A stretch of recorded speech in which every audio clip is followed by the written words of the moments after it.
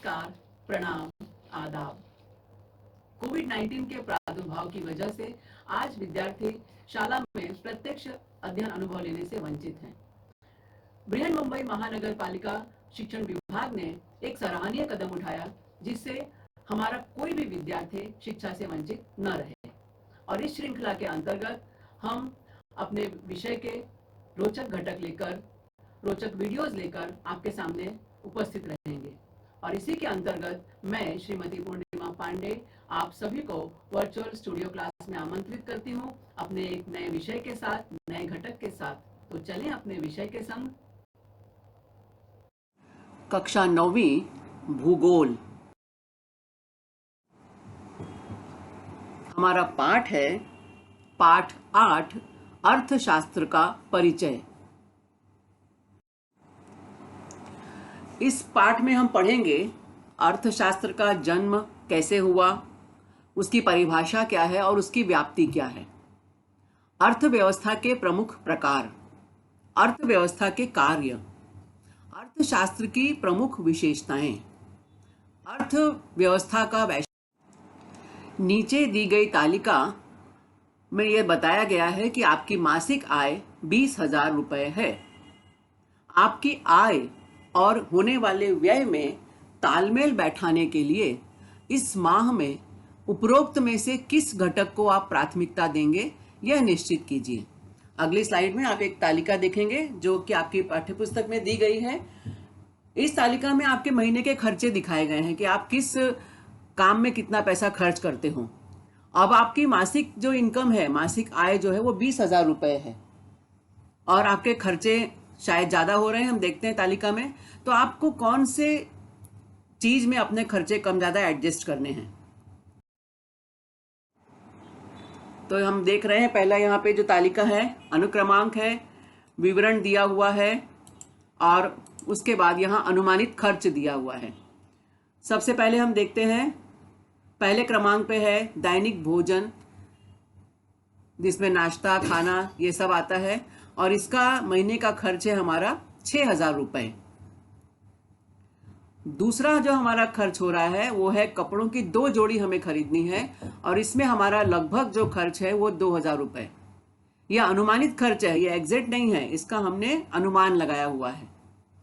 विद्यालयीन साहित्य खरीदना है। अब स्कूल में उपयोग में आने वाले साहित्य, एक्चुअली यहाँ विद्यालयीन साहित्य से ज़्यादा उपयोग उचित है विद्यालयीन सामग्री खरीदना है हमें, जैसे कंपास है, स्कूल यूनिफॉर्म है, शूज़ है, कॉपियाँ हैं, किताबें हैं, पेन पेंसिल है, मार्कर है, इस तरह की चीज़ें हमें खरीदनी है। तो विद्यालयीन सामग्री खरीदने के लिए लगभग 500 रुपये खर्च बैठेंगे। वैद्यकीय खर्च यानी मेडिकल खर्चे कितने होने वाले हैं, ये 450 रुपया। मनोरंजन, अब मनोरंजन में चाहे हम फिल्म देखने जाएं, कहीं होटल में बाहर खाना खाने चले जाएं, कहीं पार्क में घूमने चले जाएं, कहीं दूर हम टूर का प्लान करें, तो अब इसमें दूर का प्लान तो नहीं है लेकिन लोकल मनोरंजन है, स्थानीय मनोरंजन। तो चाहे वो फिल्म देखना हो सकता है, चाहे किसी स्थानीय स्थान की हम सैर करें, तो इसमें लगभग हमारे 500 रुपये खर्च होने वाले हैं। अगला है मोबाइल का भुगतान, यानी मोबाइल का जो हमें बिल है उसका जो भुगतान है वो 1,000 रुपये है। और आज के समय में तो ऐसा है कि मोबाइल हमारे जीवन की आवश्यकता बन चुका है, तो इसके खर्च है महीने के 1,000 रुपये। उसके बाद है फल सब्जियों में जो हमारा खर्च है वो भी है 1,000 रुपये। सार्वजनिक यातायात का जो खर्च है, बस रेल रिक्शा, इसका जो खर्च है वो लगभग 2,600 रुपये है। बिजली का भुगतान, यानी घर में यदि हमें बिजली का बिल भरना हो तो उसका 1,500 रुपये खर्च है। पर्यटन, जिसकी मैं चर्चा ऊपर कर रही थी, तो पर्यटन मतलब हमें किसी जगह का पर्यटन करना है, किसी जगह की सैर करनी है। ऐतिहासिक स्थान की सैर हो सकती है, भौगोलिक स्थान हो सकता है, किसी शैक्षणिक स्थल का हमें पर्यटन करना हो तो इसका खर्च हो सकता है 4,000 रुपये। और लास्ट है बैंक का हफ्ता। आज अधिकांश लोग हम लोग बैंक से लोन लेकर काम करते हैं, तो जो EMI भरते हैं, जो हफ्ता भरते हैं महीने का, उसका खर्च है वो 3,000 रुपये। तो इस तरह से हमारा टोटल खर्च कितना हो रहा है, 22,550 रुपये। और हमारी इनकम कितनी है, अब हमारी इनकम है 20,000 रुपये, ये हमें पहले ही बताया गया है। तो अब इसमें से हमें डिसाइड करना है कि हम किस चीज़ में पैसे कम खर्च करें, किस चीज़ को हम अवॉइड करें, ताकि हमारा जो खर्चा है वो एडजस्ट हो जाए। कितना हमें खर्चा एडजस्ट करना है? 2,250 रुपये। 22,250 रुपये खर्च हो रहे हैं, 22,550, सॉरी 22,550 रुपये खर्च हो रहे हैं, और हमारे पास है कितना? 20,000। तो हमारा एक्स्ट्रा खर्च कितना हो रहा है? 2,550 रुपये। अब ये 2,550 रुपये हमें एडजस्ट करने हैं। तो अब ये आपको डिसाइड करना है कि हम इसमें से कौन सा खर्च कम करेंगे, कौन सा खर्च कम करने पर हमारा काम चल सकता है। तो हम देख रहे हैं कि यदि हम मनोरंजन पे ध्यान दें तो ये हमारा 500 रुपये यहाँ बच सकता है, क्योंकि इसके बिना काम चल सकता है। दैनिक भोजन में हम कटौती नहीं कर सकते। कपड़ों की जोड़ी में हम कर सकते हैं, 2 जोड़ी खरीदनी हो तो हम 1 जोड़ी खरीद सकते हैं। तो यहाँ थोड़ा सा एडजस्टमेंट हमारा हो सकता है। ये एक ऐसी कैटेगरी है। विद्यालयीन सामग्री खरीदनी है, ये ज़रूरी है, इसमें कोई कटौती नहीं हो सकती। वैद्यकीय खर्च यानी मेडिकल खर्च, ये भी ज़रूरी है, इसमें कोई कटौती नहीं हो सकती। मनोरंजन ज़रूरी तो है, लेकिन थोड़ी बहुत कटौती इसमें की जा सकती है। मोबाइल भुगतान, अब मोबाइल का खर्चा तो आजकल ऐसा है कि बिना मोबाइल के जीवन ही नहीं चलता, सब कुछ मोबाइल से जुड़ा हुआ है। लोगों से हम संपर्क रखते हैं, ऑनलाइन पेमेंट करते हैं, ऑनलाइन शॉपिंग करते हैं, बहुत सारी चीज़ें हैं ऑनलाइन। आजकल तो आप लोग की मीटिंग भी ऑनलाइन होती है। व्हाट्सएप टीचर आपके व्हाट्सएप पे मीटिंग करते हैं, जूम पे मीटिंग लेते हैं, गूगल मीट पर हम मीटिंग करते हैं। तो ये मोबाइल का उपयोग जो है इसको हम अवॉइड नहीं कर सकते। तो मोबाइल भुगतान में खर्चे में कट नहीं किया जा सकता। फल सब्जियों में कट करना उचित नहीं है, क्योंकि ये शरीर के लिए आवश्यक है। अब जब हम काम धंधा करने के लिए घर से बाहर निकलते हैं तो सार्वजनिक यातायात का हम इस्तेमाल करते हैं, जैसे अपनी बसेज हैं, रेल है, रिक्शा है। तो इसमें भी हम कटौती नहीं कर सकते, क्योंकि फिर जाएंगे कैसे एक स्थान से दूसरे स्थान तक। बिजली का भुगतान, इसमें किसी प्रकार की कटौती नहीं की जा सकती, क्योंकि जितना बिल आएगा वो भरना है। यदि हम बिल नहीं भरेंगे तो बिजली काट दी जाएगी। हाँ, इसमें हम इतना एडजस्टमेंट कर सकते हैं कि हम ये ध्यान दें कि हमें अनावश्यक बिजली का इस्तेमाल नहीं करना है। यदि हम रूम में बैठे हैं तो लाइट फैन चल रहा है, और हम किचन में चले जाते हैं और रूम में कोई नहीं है, तो हम फैन चलता हुआ न छोड़ें, लाइट बल्ब जलता हुआ न छोड़ें। तो हम इसमें बचत कर सकते हैं, लेकिन इसमें हम सीधे सीधे कोई कटौती हम इसमें नहीं कर सकते। अगला जो मद है हमारा, अगला जो सेक्टर है वो है पर्यटन। पर्यटन ज़रूरी है, जीवन में आवश्यक है, लेकिन पर्यटन में थोड़ी बहुत कटौती की जा सकती है। इसमें हम 4,000 खर्च कर रहे हैं, इसमें हम थोड़ा सा किसी नज़दीक के स्थान पे हम पर्यटन करने के लिए चले जाएं, किसी स्थानीय स्थान का पर्यटन कर लें, तो 4,000 के बदले हो सकता है हमारा काम 2,000 में हो जाए, 1,000 में हो जाए। तो इसमें थोड़ी बहुत कटौती की जा सकती है। अगला सेगमेंट है बैंक का हफ्ता। बैंक के हफ्ते में तो बिल्कुल कटौती की कोई गुंजाइश नहीं है, क्योंकि ये तो बैंक का हफ्ता हर महीने हमको फिक्स देना ही देना है, तो ये तो बिल्कुल भी एडजस्ट नहीं हो सकता। तो मेन हमारा एडजस्टमेंट कहाँ पे हो रहा है? हमारा मेन एडजस्टमेंट जो हो रहा है वो हो रहा है, हम इसमें यहाँ एडजस्ट कर सकते हैं, पर्यटन में थोड़ा बहुत कर सकते हैं, मनोरंजन में एडजस्ट कर सकते हैं। कपड़ों की 2 जोड़ी खरीदनी है, इसमें हम थोड़ा एडजस्ट करते हैं, 1 ही जोड़ी खरीद सकते हैं। तो इस तरह से हम यहाँ थोड़ी काट कसर करके अपना खर्चा जो है बैलेंस कर सकते हैं। तो अब ये हम लोग अपने घरों में करते भी हैं। मुझे ऐसा लगता है कि अभी आप सब 9th क्लास के विद्यार्थी हो, तो अपने घरों में ऐसी स्थितियां हर महीने आती हैं कि भाई इस महीने ये खर्चा ज़्यादा बढ़ रहा है, तो चलो और कहाँ पे एडजस्ट करें। तो ये एडजस्टमेंट जो हम खर्चे में करते हैं, यानी हमारी इनकम और हमारा खर्च, इसमें हम तालमेल बैठाते हैं। तो व्यक्तिगत अथवा पारिवारिक आय व्यय व्यवस्थापन आर्थिक घटकों से संबंधित होता है। चाहे ये हम खुद के खर्चे पे कंट्रोल करें या परिवार में सामूहिक रूप से इनकम कितनी है, हमें खर्च कितना करना है, इसका जो हम मैनेजमेंट करते हैं या एडजस्टमेंट करते हैं, ये किस पे डिपेंड करता है? ये निर्भर करता है आर्थिक घटकों पर। यानी मुख्य रूप से हमारी इनकम कितनी है, और यही जो तालमेल है कैसे करना है, ये हम छोटे स्तर पे हम देखते हैं परिवार में, और हम जब बड़े स्तर पर देखें तो समाज में होता है, देश में होता है, अंतरराष्ट्रीय देशों के बीच ये व्यवस्थापन होता है। तो ये सब जो चीजें हैं, आर्थिक व्यवस्थापन हम देखें तो हमारा जो आर्थिक व्यवस्थापन है ये अर्थशास्त्र को जन्म देता है। इसी से अर्थशास्त्र का जन्म हुआ। किससे? आय व्यय के व्यवस्थापन से।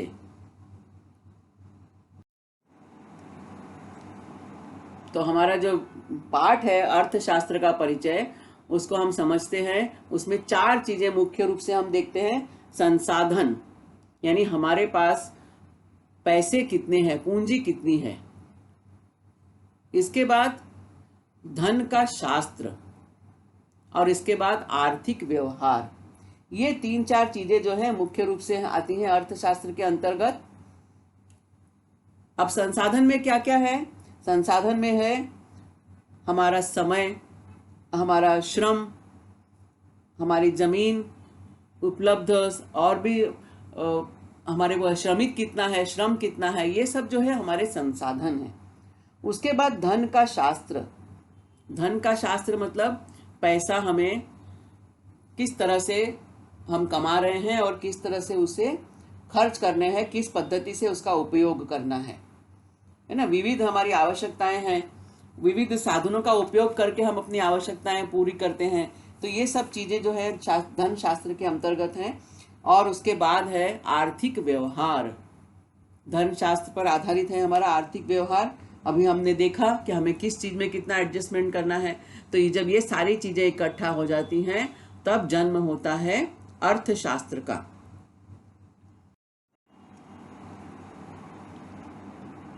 हमारी भारतीय मुद्रा जो है रुपए, और रुपए का ये प्रतीक है, प्रतीक चिन्ह है ये रुपए का। हमारी भारतीय मुद्रा, इंडियन करेंसी जिसे हम कहते हैं, ये है र, और र के बीच में से उसका पेट चीरते एक लाइन खींची गई है। तो ये र जो है ये भारतीय करेंसी रुपए का प्रतीक चिन्ह है। तो अर्थशास्त्र क्या है? अर्थशास्त्र सामाजिक विज्ञान की एक शाखा है। जिस तरह से आप सामाजिक विज्ञान के अंतर्गत इतिहास विषय पढ़ते हो, भूगोल विषय पढ़ते हो, राजनीति विज्ञान विषय पढ़ते हो, तो उसी तरह से अर्थशास्त्र भी सामाजिक विज्ञान की एक शाखा है। इसके अंतर्गत हम किन चीजों का अध्ययन करते हैं? तो इसके अर्थशास्त्र के अंतर्गत वस्तुओं और सेवाओं के उत्पादन, वस्तुओं का उत्पादन कितना है, प्रोडक्शन कितना है, कैसे प्रोडक्शन होगा, कब प्रोडक्शन होगा, कहाँ प्रोडक्शन होगा, उसका उत्पादन कैसे किया जाएगा, फिर उस उत्पादन के बाद उसकी सेवा कैसे दी जाएगी, इन सब चीजों के बारे में अध्ययन किया जाता है अर्थशास्त्र में। इसके बाद वितरण। अब सामान तो बन गया, प्रोडक्शन हो गया, लेकिन वो उस सामान का वितरण कैसे होगा, डिस्ट्रीब्यूशन जिसे हम कहते हैं। प्रोडक्शन, देन डिस्ट्रीब्यूशन, विनिमय और उपयोग। उसके बाद वितरण हो गया, बाजार में सामान पहुंच गया, और लेकिन उसके बाद उसका सामान्य जनता, आम साधारण व्यक्ति उसका उपयोग कैसे कर रहा है। तो इन सब चीजों का विस्तारित अध्ययन होता है अर्थशास्त्र में।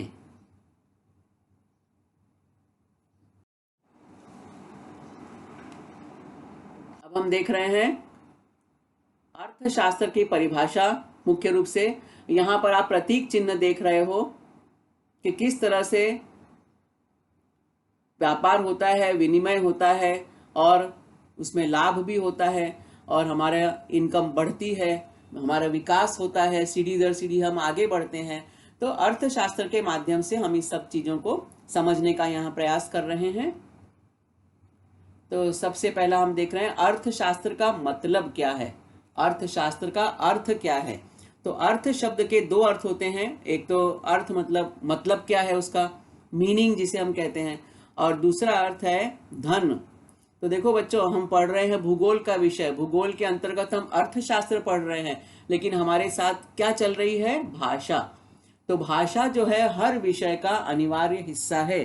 चाहे आप गणित का विषय पढ़ो, चाहे आप अर्थशास्त्र पढ़ो, चाहे राजनीति विज्ञान पढ़ो, चाहे इतिहास पढ़ो, विज्ञान पढ़ो, कुछ भी पढ़ो, कोई भी विषय पढ़ो, भाषा उस विषय में समाहित है।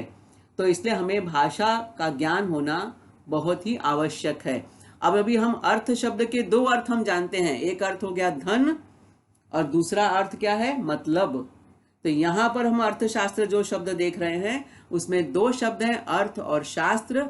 अर्थ का अर्थ यहाँ पर धन है, पैसा, और शास्त्र तो उसका हम जानते ही हैं, उसके बारे में विस्तार से जो अध्ययन किया जाता है, किसी विषय के बारे में सिस्टमैटिक अध्ययन, वैज्ञानिक दृष्टि से अध्ययन किया जाता है, तो वो शास्त्र का रूप लेता है। तो अर्थशास्त्र में धन का शास्त्र, धन का अध्ययन। तो अर्थशास्त्र मतलब अर्थ का अध्ययन या धन का अध्ययन, ये उसका सिंपल डेफिनेशन, एकदम सरल सहज परिभाषा जो आप सभी को आसानी से समझ में आएगी और याद भी रहेगी।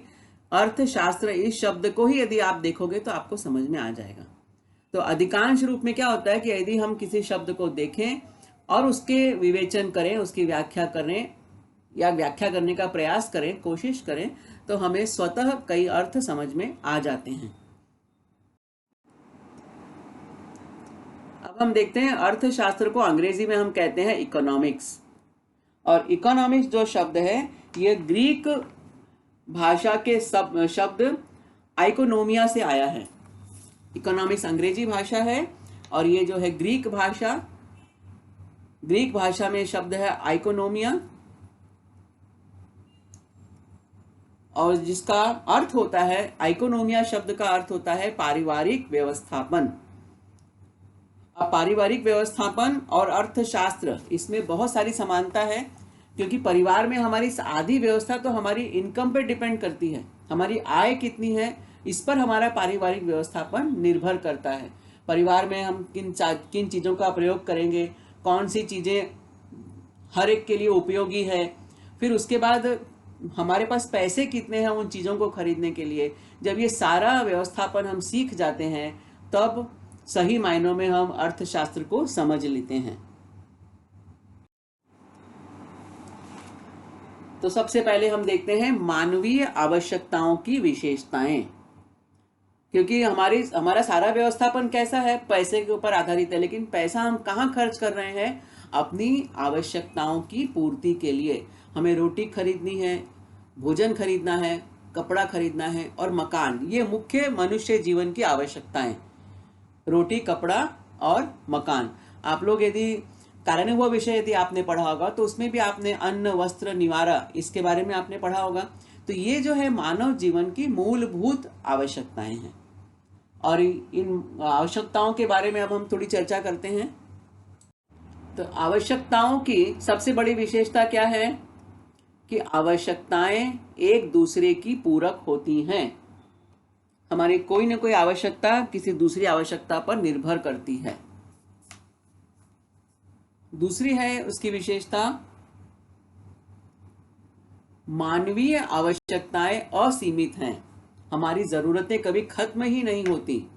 पहले हम छोटा नॉर्मल मोबाइल इस्तेमाल करते थे, उसके बाद में क्या हुआ, थोड़ा सा हमारे पास टच स्क्रीन का मोबाइल आ गया।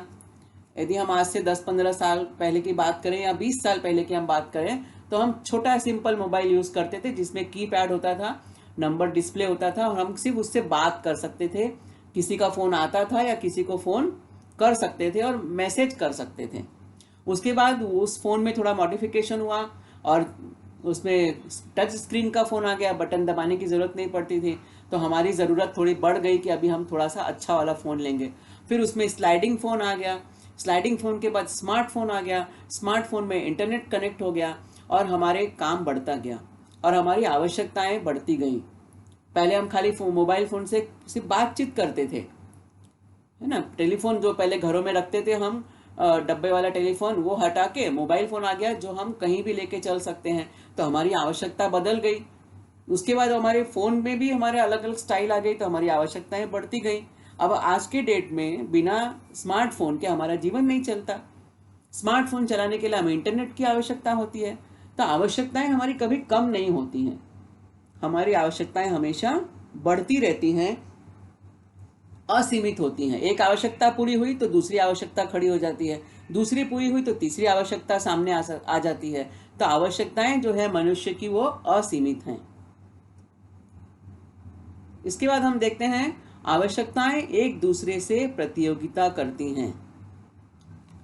आवश्यकताएं इस तरह से भी कैसे क्रिएट होती हैं, जरूरतें कैसे उत्पन्न होती हैं। कभी कभी हमें किसी चीज की आवश्यकता नहीं होती है या कम होती है, लेकिन किसी दूसरे के पास वो चीज है तो हमारे मन में एक कंपटीशन आता है, अरे उसके पास तो है, मेरे पास क्यों नहीं। पड़ोस के घर में यदि कलर टीवी आ गया तो हमारे पास कलर टीवी क्यों नहीं।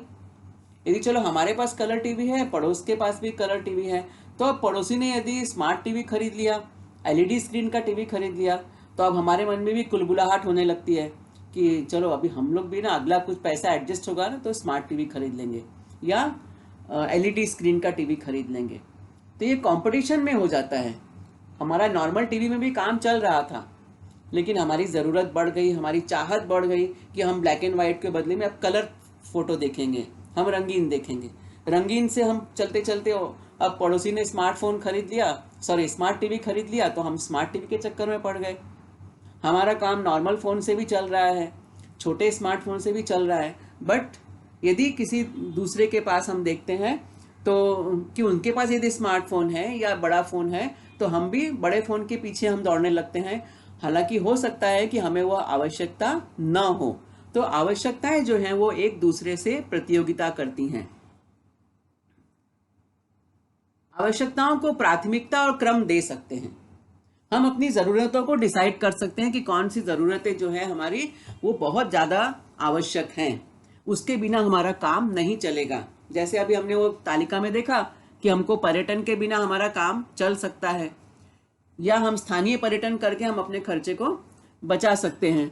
उसी तरह से हमने अभी पहले के हमने जो तालिका में हमने देखा कि हम मनोरंजन पे कितना खर्च करते हैं और कितना खर्च उसमें हम बचा सकते हैं। तो इस तरह से हम अपनी प्राथमिकताएं निर्धारित कर सकते हैं कि किस चीज़ के बिना हमारा काम नहीं चलेगा। जो अति आवश्यक चीज़ें हैं वो हम पहले खरीदेंगे।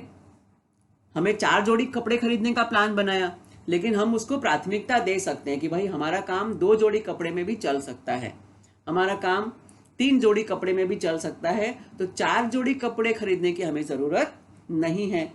या हमें 4 जोड़ी कपड़े खरीदने हैं और हमें स्मार्ट मोबाइल भी खरीदना है, तो कौन सा काम ज़्यादा ज़रूरी है वो हम अपनी आवश्यकता के हिसाब से, हमारी जो स्थिति है उस स्थिति में, हमारे पैसे की क्या स्थिति है, हमारे काम की क्या स्थिति है। मान लो हम कोई ऐसा नौकरी करते हैं, कोई ऐसा काम करते हैं जिसमें स्मार्टफोन ज़रूरी है, तो हम कपड़ा एक ही जोड़ी खरीदेंगे और स्मार्टफोन खरीद लेंगे। यदि हमें लगता है कि नहीं स्मार्टफोन के बिना काम चल सकता है लेकिन कपड़े बहुत ज़रूरी हैं क्योंकि कपड़ा एक भी जोड़ी घर पे नहीं है, या पुराना हो चुका है या फट चुका है और मुझे ऑफिस जाने के लिए ढंग के कपड़े चाहिए, तो हम वहाँ पे डिसाइड कर सकते हैं, हम अपनी प्राथमिकता निर्धारित कर सकते हैं कि हमें किस चीज़ की आवश्यकता अधिक है। तो हम अपनी आवश्यकताओं को प्राथमिकता और क्रम दे सकते हैं। आवश्यकताओं में परिवर्तन होता रहता है समय के हिसाब से। जैसे जैसे समय बदलता है वैसे वैसे आवश्यकताएं भी बदलती रहती हैं। सबसे सिंपल एग्जांपल जैसे मैंने बताया कि पहले हमारे घरों में या डब्बे वाला मोबाइल होता, वो फ़ोन होता था जिसमें हम डायल करते थे। पब्लिक टेलीफोन होता था जहाँ पे हर एक घर में फ़ोन नहीं होता था, तो हम पब्लिक टेलीफोन से जाके या टेलीफोन बूथ से जाके हम फ़ोन किया करते थे। उसके बाद धीरे धीरे मोबाइल आ गया, फिर मोबाइल में बड़ा मोबाइल आया, फिर स्मार्ट मोबाइल आया, फिर टैब आ गया, बहुत सारी चीज़ें आ गई ना। तो आवश्यकताओं में परिवर्तन होते रहता है, बदलती रहती हैं हमारी आवश्यकता। और आज मोबाइल जो है हमारे जीवन की ज़रूरत बन चुका है, क्योंकि कोरोना के इस पीरियड में हम देख रहे हैं कि मोबाइल और नेटवर्किंग इसी ने आधा जो है हमारा काम संभाला हुआ है।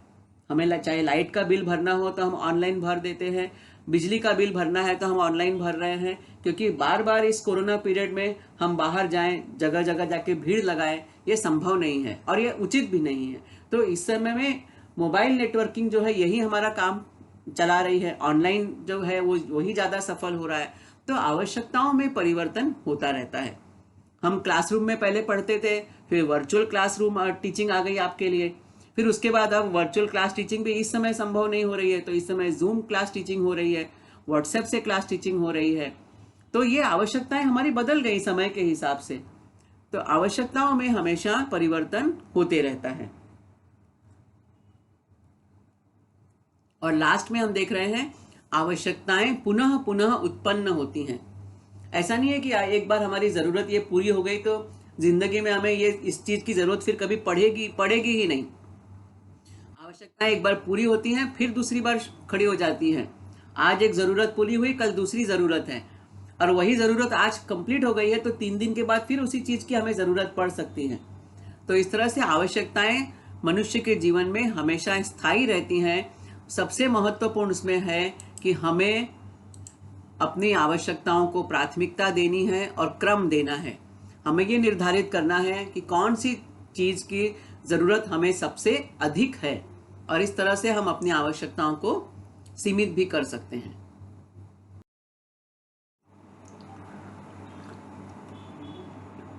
अगला हम देखेंगे आवश्यकताओं के बारे में और विस्तार से। उनके प्रकार कौन से हैं? मूलभूत आवश्यकताएं, सुखद आवश्यकताएं और विलासिता की आवश्यकताएं। 3 चीज हैं। एक तो है मूलभूत आवश्यकता, जिसके बिना हमारा गुजारा संभव नहीं, वो चाहिए ही चाहिए। दूसरी है सुखद आवश्यकताएं, जिससे हमें थोड़ा आराम मिल सकता है, जो हमें सुख दे सकती हैं। और तीसरी है विलासिता की आवश्यकताएं। अब जैसे हम देखते हैं मूलभूत आवश्यकताओं में कि भाई हमें भोजन रोज के रोज चाहिए। भोजन में मूल रूप से क्या चाहिए? दाल चावल हो, रोटी सब्जी हो, सलाद हो, एक आधा फल हो, तो ये हमारी मूलभूत आवश्यकताएं हैं। रोटी हमें चाहिए ही चाहिए, कपड़ा हमें चाहिए, 1 जोड़ी हो 2 जोड़ी हो, ये हमारी मूलभूत आवश्यकता है।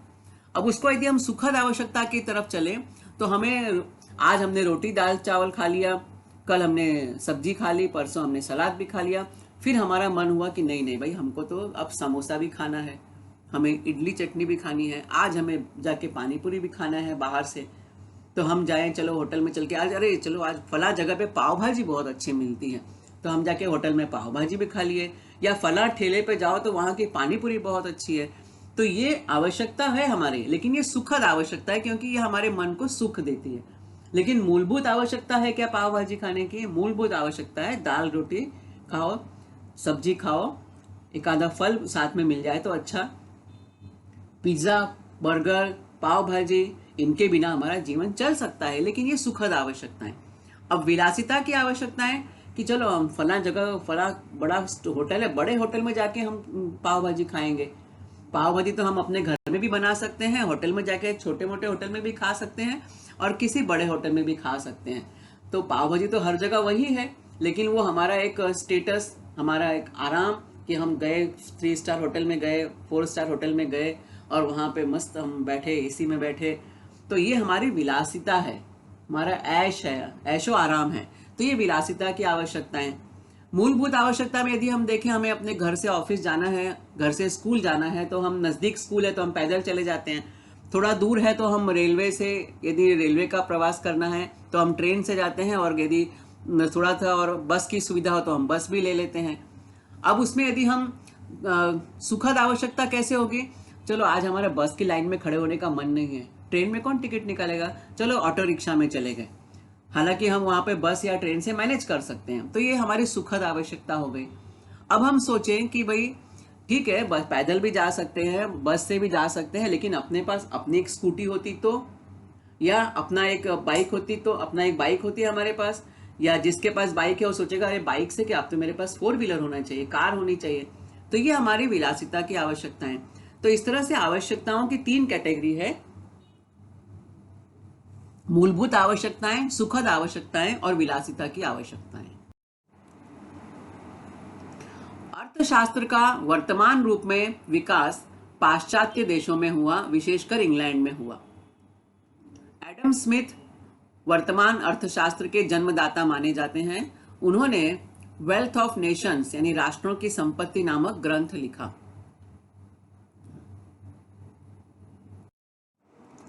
अब हम जानते हैं अर्थव्यवस्था का अर्थ क्या है। जिस प्रकार परिवार का आर्थिक व्यवस्थापन होता है, उसी प्रकार गांव, नगर, राज्य, देश और विश्व का आर्थिक व्यवस्थापन होता है। यदि हम भौगोलिक दृष्टि से विचार करें तो किसी विशिष्ट भूप्रदेश में किसी खास चीज का उत्पादन होता है। जैसे चावल जो है वो हर जगह नहीं, धान जो है हर जगह नहीं पैदा होता, गेहूं हर जगह नहीं पैदा होता, मक्का हर जगह नहीं पैदा होता। किसी खास क्षेत्र में मक्का पैदा होगा, किसी खास क्षेत्र में गेहूं की पैदावार होगी, किसी खास क्षेत्र में धान की खेती होगी। तो उसी तरह से उस जिस स्थान में जो सामान जो वस्तु पैदा होगी, फिर उसका उत्पादन हो गया, फिर उसका वितरण कैसे होगा, डिस्ट्रीब्यूशन कैसे होगा, फिर वो डिस्ट्रीब्यूशन के बाद मार्केट में सामान पहुंच गया तो लोग कैसे उसका उपयोग करेंगे। इनसे संबंधित जितने भी उपक्रम हैं वो सारी चीजें अर्थव्यवस्था के अंतर्गत आती हैं। इन शॉर्ट हम कह सकते हैं कि आर्थिक व्यवहार चलाने की एक प्रणाली, एक तरीका, उत्पादक गतिविधियों तथा दी गई सेवाओं का संयोजन और माल और सेवाएं प्रदान करने के लिए उपलब्ध संसाधनों का उपयोग करना। जो संसाधन हमारे पास उपलब्ध हैं उनका उपयोग कैसे किया जाए, ये भी अर्थव्यवस्था के अंतर्गत आता है। तो यदि हम अर्थव्यवस्था के बारे में संक्षेप में कहें तो अर्थव्यवस्था क्या है? उत्पादन, वितरण, खपत और संसाधन यानी स्रोत, इन सब का संतुलित संचालन। माल और सेवाओं के उत्पादन, वितरण और खपत से संबंधित गतिविधियों का संचालन जो है वो अर्थव्यवस्था के अंतर्गत आता है। और उसके बाद दूसरा महत्वपूर्ण मुद्दा है कि विशेष देश या क्षेत्र के उत्पादन, व्यापार और पैसे की आपूर्ति के बीच क्या संबंध है, यानी प्रोडक्शन कितना है, उस प्रोडक्शन का डिस्ट्रीब्यूशन, उसके आधार पर हमारा बिजनेस और उसके बाद हमारा पैसा कितना मिल रहा है, उससे हमें कितनी आवक हो रही है, इनके बीच जो संबंध है ये अर्थव्यवस्था के अंतर्गत आता है। संसाधन में कौन कौन सी चीजें आती हैं? तो संसाधन में है व्यक्ति यानी श्रमिक, काम करने वाले लोग, फिर संपत्ति, आपके पास पूंजी कितनी है, पैसा कितना है, फिर उसके बाद है मूर्त वस्तुएं और बाद में है अमूर्त वस्तुएं। मूर्त वस्तुएं मतलब हमारे पास वाहन कितने हैं, जो हमें चीजें दिखाई दे रही हैं, यातायात के साधन कौन से हैं हमारे पास, जमीन कितनी है, इंडस्ट्रीज, फैक्ट्री कितनी खड़ी हुई है, हम कैसे फैक्ट्री बना सकते हैं, जो भी सामान हमें दिखाई देता है वो उसे हम मूर्त कहते हैं। अब अमूर्त वस्तुएं मतलब वहाँ की जलवायु कैसी है, जैसे हमें खेती करना है तो खेती करने के लिए वहाँ की मिट्टी कैसी है, वहाँ की जलवायु कैसी है, हवा कैसी है, ये सब जो चीजें हैं, मौसम जो है, मौसम, जलवायु, ये अमूर्त वस्तुएं हैं। तो इस तरह से संसाधन में ये सभी चीजें महत्वपूर्ण रूप से समाहित होती हैं। अर्थव्यवस्था के कार्य, प्रत्येक देश की अर्थव्यवस्था अलग अलग होती है, फिर भी प्रत्येक अर्थव्यवस्था के कुछ कार्य निश्चित होते हैं, चाहे वो हमारे भारत देश की हो, चाहे वो जापान की हो, चाहे जर्मनी की हो, चाहे अमेरिका की हो, चाहे वो अफ्रीका महाद्वीप में किसी देश की हो, चाहे ऑस्ट्रेलिया की हो, कि हर एक देश की अपनी अपनी अर्थव्यवस्था होती है। लेकिन फिर भी यदि हम देखें तो कुछ कार्य जो है प्रत्येक अर्थव्यवस्था में आते हैं और वो निश्चित होते हैं। उसके अनुसार यदि हम देखें तो पहला महत्वपूर्ण कार्य अर्थव्यवस्था का है यह निर्णय लेना कि किस वस्तु का हमें कितना उत्पादन करना है, कितना प्रोडक्शन करना है। दूसरा है उत्पादन लागत में अधिक से अधिक बचत करना है, यानी उत्पादन तो हमारा अधिक से अधिक हो लेकिन हमें उसमें लागत जो लगे, जो उसमें पूंजी खर्च हो, जो संसाधन खर्च हो, वो हमें कम से कम हो, यानी थोड़ा पैसा ज़्यादा काम। हम पैसा तो थोड़ा लगाएं लेकिन उसमें हमें प्रोडक्शन जो है, वो उत्पादन जो है वो अधिक मिले। इसके बाद है राष्ट्रीय आय का न्याय के अनुसार सामाजिक एवं आर्थिक वितरण करना। ये बहुत महत्वपूर्ण है कि ऐसा नहीं हो कि समाज में एक वर्ग तो बहुत अमीर हो जाए और दूसरा वर्ग एकदम गरीब रह जाए, एक को बहुत विलासिता के साधन उपलब्ध हो और किसी को मूलभूत आवश्यकताओं के साधन भी न मिले। तो ऐसा नहीं होना चाहिए, हर एक को सामाजिक न्याय के अनुसार आर्थिक वितरण हो। भविष्य में आर्थिक आवश्यकताओं की पूर्ति करने के लिए उपाय ढूंढकर रखना। अर्थव्यवस्था केवल वर्तमान पर ही नजर नहीं रखती, वो भविष्य पर भी दृष्टि रखती है कि भविष्य में हमारी जरूरतें बढ़ेंगी या हमारी आर्थिक आवश्यकताएं बढ़ेंगी तो उसके लिए हम अपने काम कैसे करेंगे, हम कौन सा उपाय लगाएंगे, कौन सी योजना करेंगे ताकि हमारी आर्थिक आवश्यकताओं की पूर्ति ठीक से होती रहे। और लास्ट है, उत्पादन किसके लिए करना है, इस संदर्भ में भी निर्णय लेना। ये अर्थव्यवस्था के मुख्य कार्य हैं, सभी अर्थव्यवस्था के, सभी देशों की अर्थव्यवस्था के। तो इस प्रकार असीमित आवश्यकताओं और सीमित साधनों के बीच तालमेल स्थापित करने का कार्य अर्थव्यवस्था में किया जाता है। यह वीडियो देखा, सुना और समझा। मुझे पूरा विश्वास है कि यह वीडियो आपको पसंद आया है। इसे अधिकाधिक देखें, लाइक करें, सब्सक्राइब करें, अपने साथियों के साथ शेयर भी करें। आपके सुझाव और आपके कमेंट्स नीचे कमेंट्स बॉक्स में अपेक्षित हैं। कृपया हमें इनसे जरूर अवगत कराएं। तो मिलते हैं अगले वीडियो में किसी नए विषय के साथ, किसी नए घटक के साथ। तब तक धन्यवाद।